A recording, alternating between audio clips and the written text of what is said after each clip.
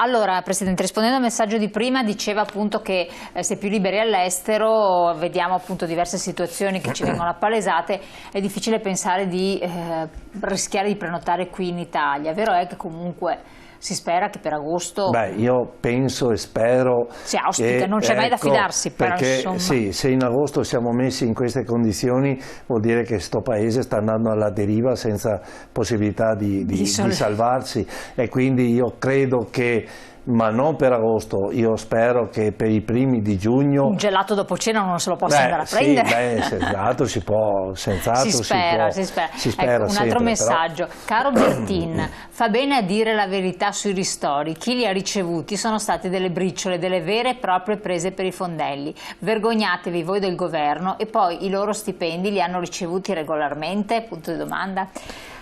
Allora, è vero, questo è quello che noi ribadiamo da molto tempo, che c'è una parte della nostra nazione che sono i garantiti e i non garantiti. Noi purtroppo siamo i non garantiti perché noi non abbiamo lavorato e quindi non abbiamo avuto reddito in questo anno, questi 14 mesi. Invece una parte d'Italia hanno sempre percepito il loro stipendio e sono stati garantiti. Ma io non voglio fare una guerra sociale, per carità di Dio, perché sono questioni di fortuna, uno ha un lavoro che percepisce, però io penso anche a tutte le nostre forze diciamo di collaboratori all'interno delle nostre imprese che hanno percepito la cassa integrazione a singhiozzo, sono stati sofferenti. Noi abbiamo dovuto caricarci anche della possibilità di dare lo stipendio lo stesso per non vedere le famiglie sul lastrico, e comunque quindi, quando sei in cassa però integrazione nessuno ci è venuto in aiuto, nessuno, e i ristori sono stati qualcosa di vergognoso. Chiarissimo. Ecco, a questo proposito, la montagna, noi abbiamo avuto delle istanze anche dalla zona dalle aree di montagna che non sono state per niente contemplate. Adesso c'è qualcosa in arrivo? Beh, adesso io, da quanto ho percepito, il governo ha messo a disposizione 700 milioni per gli impianti di risalita, per dare sempre più, insomma, rimetterli in regola gli impianti, perché hanno subito dei contraccolpi restando fermi, e chiaramente sono deteriorati, ma anche perché avevano bisogno proprio di mettersi in regola. Per la messa in pristino di per rimettere, sì, 700 milioni che chiaramente potranno aiutare il nostro territorio a rimettersi. Chiaramente non saranno solo per il Veneto, ma saranno anche per altre parti del paese, però questo è già un primo aiuto. Dopodiché sappiamo bene che il turismo montano ha sofferto in maniera importantissima, riconosciamo il grande sacrificio fatto da ristoranti, alberghi, bar, ma anche altri tipi di negozi in montagna, perché quest'inverno non hanno assolutamente lavorato.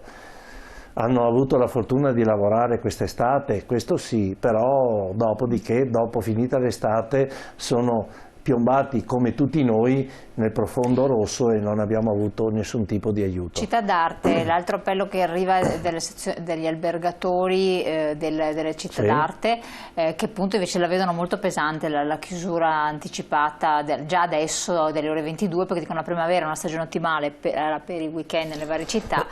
Se uno non può fare la passeggiata dopo cena in questa stagione, o comunque non può andare a cenare fuori perché deve mangiare all'aperto con la copertina, non va neanche in un'altra città a visitarla, e quindi sono veramente disperati. Beh, diciamo che basta solo guardare Venezia. Infatti volevo dire Venezia, in realtà arriva da Venezia. Basta solo guardare Venezia e ci rendiamo conto della situazione che stanno attraversando anche altre città, perché alle 10 di sera non vedere nessuno in giro, specialmente in primavera, in questa stagione, e quindi è di una tristezza. Ma poi cosa fai? Stai in unica. albergo? Cosa fai in albergo alle 10? La gente si sente sequestrata, la gente si sente privata della propria neanche libertà. Neanche la televisione. No, ma la televisione adesso in certi ambiti è anche un po', diciamo, uno la guarda, deve essere un piacere guardare la televisione, si diventa un obbligo, diventa qualcosa di... Già lo guardi tutte le settimane a casa, per cui... quindi io dico che effettivamente questo coprifuoco deve essere assolutamente allargato. Non possiamo permetterci di vedere le nostre città d'arte messe in queste condizioni. Diventano anche, al di là che non gira nessuno, luoghi di violenza perché di degrado.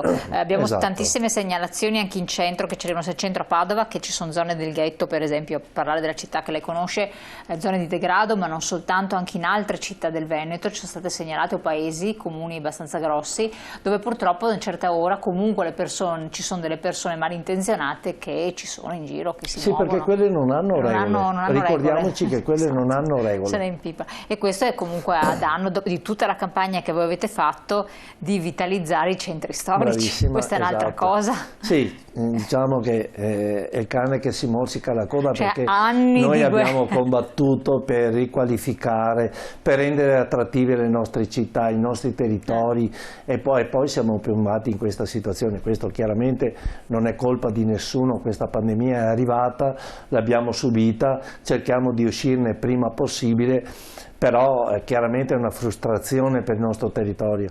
Ecco perché dobbiamo assolutamente chiedere alla politica di essere presente, basta fare spot, ma adesso c'è bisogno di coraggio e di azioni forti. Non possiamo buttare questo paese alla deriva, dobbiamo assolutamente cominciare a dare soddisfazione alle imprese, rimetterle in moto, ridare liquidità, quindi facendo pressione anche con le banche. Infatti voi avete tanti imprenditori hanno chiesto questo, non tanto soldi così a pioggia che non servono a niente perché arrivano poche briciole, ma possibilità di finanziamenti a tassi estremamente agevolati o garantiti dai confidi. So che anche voi avete... Sì, noi con le nostre confidi stiamo facendo un lavoro chiaramente molto importante e stiamo cercando di sensibilizzare e far arrivare il nostro messaggio a più imprese possibile. Noi ci siamo come garanzia. Però anche le banche devono avere questo tipo di atteggiamento, quindi il governo si deve fare garante attraverso le banche per dare liquidità alle imprese, perché come dico sempre noi siamo una categoria a rischio perché siamo chiusi. E quindi noi abbiamo un rating che è compromesso, ma non per incapacità imprenditoriale. Il nostro rating è compromesso perché siamo rimasti chiusi per Covid.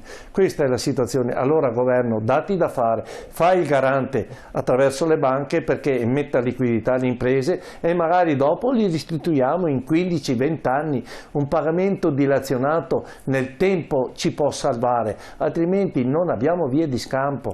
È inutile che rimandino le bollette da pagare del plateatico adesso di zone quando si era aperti. No, perché quei soldi là li abbiamo consumati per la sopravvivenza della nostra impresa. Anche quelle bollette là devono essere azzerate assolutamente, e anche qui io sto portando avanti una battaglia, perché non è possibile che adesso arrivino bollette. Non è possibile che tu chiedi sangue a uno quando si è svenato. Perché adesso purtroppo c'è questa situazione, questo è un altro problema.